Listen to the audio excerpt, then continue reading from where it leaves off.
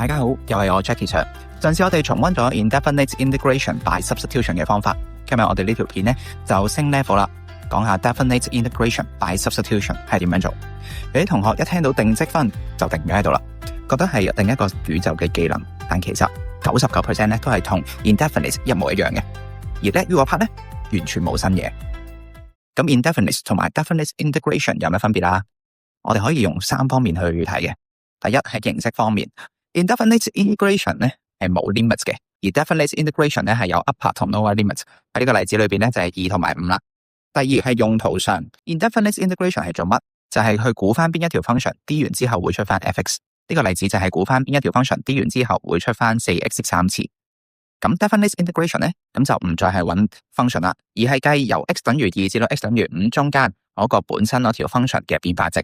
你可以當係由一個位行到去另一個位，中間總共變化咗幾多。第三就係結果方面啦，最後嘅結果咧好唔同嘅。Indefinite integration 咧就會出翻條 function， 而 definite integration 咧就會出一個數值。我哋用翻呢個例子啦 ，Indefinite integration 就會出翻 x 4次加 c， 而 definite integration 就會出翻5嘅4次減2嘅4次，即係609啦。咁有啲同學會問啦，阿 Sir， 我可唔可以用翻咧 Indefinite 嘅方法做晒先，然之後再代啲 limit 落去啊？答案係可以嘅，但係問題係你要寫多好多步。隻手又會好攰，仲容易出錯添，所以唔係太值得。不過如果你前一 part 咧已經計咗 indefinite integral， 咁當然就直接用翻啦，咁就唔使重新再計一次啦。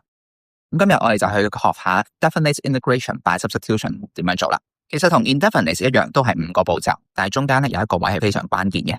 Step 1就係 let U， 咁揀 U 嘅方法同 indefinite 一模一樣。我哋個目標都係揀最入邊嗰嚿，唔記得點揀？睇翻我上一條片啦。Step 2計 du dx。Step 3改個 limit。如果我哋個 function 係要由 a in 到 b 嘅，咁我哋就計下當個 x 咧等於 a 嘅時候 u 等於幾多，而之後當 x 等於 b 嘅時候 u 等於幾多。咁呢一步咧就係 definite 同埋 indefinite 嘅最大分別。Step 4將所有嘢由 x 變晒做 u。咁其實係講緊3件事嘅。第一樣嘢就係將個 dx 啦變做 du， 第二樣嘢就係將題目上所有嘅 x 變晒做 u， 第三樣嘢就係將啲 upper 同 lower limit 由 x 變做 u。咁轉完之後咧，你會發覺成條式咧就變得靚晒啦，乾淨晒啦，見到都好想 in 咗佢咁嘅樣啦。Step 5就用公式去做 integration， 然之後代數字。呢步咧我哋唔需要塞翻個 x 落去啦，因為你已經將佢由 x 嘅世界變晒做 u 嘅世界啦，搞掂就係咁簡單啦。好，我哋做一啲例子。例子1，我哋就要 in 咗呢個 x 2次括弧 x 3次加1嘅5次方 dx， 由1 in 到去3。好 Step 1 let u 先。咁由於呢度見到個括號嘅5次方啦，咁所以我哋就會 let 個 u 咧做 x 3次加1。Step 2計 du dx，d 完出嚟就會得到 3x 2次。好 Step 3轉 limit， 咁當個 x 係1嘅時候咧 ，u 咧就等於1嘅3次加1，即係2啦。而當個 x 係3嘅時候 ，u 就等於3嘅3次加1，即係28。好，第3將所有 x 變晒做 u。首先第一步將啲 upper limit 同 lower limit 轉咗先啦。第二步我哋用翻上次個招啦，就係將個 dx 咧可以寫做1 over 括弧 du dx 再乘翻 du。咁所以呢條個 dx 咧就等於1 over 3x 2次 du 啦。咁你放落去咧，你就會發現，喂，個 x 2次啱啱好可以 cancel out，咁剩低嗰嚿嘢咧就係 u 嘅5次方啦。所以條式咧就會變咗1 over 3由2 in 到去28 u 嘅5次方 du。好 Step 5 in 咗去，咁 in 個 u 嘅5次就變 u 嘅6次除6啦，然之後代數字代翻28同埋2落去，跟住相減，咁你就會得到個結果咧就係26771680，搞掂。我哋一個難少少嘅 example， 我哋今次咧就要 in 一個 2e 跟住 to the power 0.5x， 再減翻 5e to the power 負 0.5x， 然之後 over 2e to the power 0.5x 加 5e to the power 負 0.5x 減5，由0 in 到12。Step 1 let u， 咁呢個係一個分數嚟嘅，咁我哋可以想象一下個分母咧 d 完就會變分子，咁所以我哋就會揀個分母做 u 啦。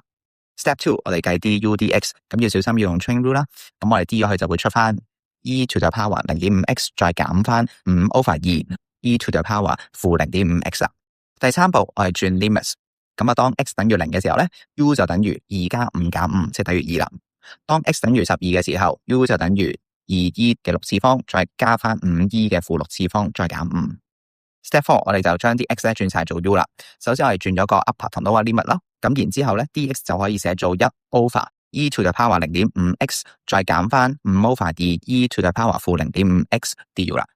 咁我哋細心啲睇一睇啦，咁個分子咧同分母係可以約咗嘅，約完之後咧個分母就變咗1 over 2，如果將佢搬翻上去分子度咧就會變咗2啦。咁剩翻一嚿咧就係1 over u， 所以咧條式咧就變咗2，跟住再 in 翻1 over u du， 由2 in 到去2e 嘅6次，再加翻5e 嘅負6次，再減5。好 ，step 5就係用公式去 in 咗佢，咁我哋就會出到咧2跟住 natural log absolute u 啦。好，最後代翻啲數字落去，咁我哋就會得到個答案啦。咁所以個答案咧就係2 natural log 跟住 2e 嘅6次，再加翻5e 嘅負6次，再減5，生括弧，再減翻2個 natural log 2啦，完成。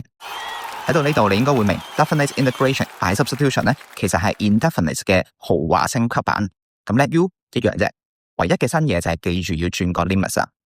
如果你做到 indefinite substitution， 咁你已經有 90% 嘅能力咧係做到 definite 噶啦。咁剩低有10%，唔好難，記得要改 limit。加油啊各位！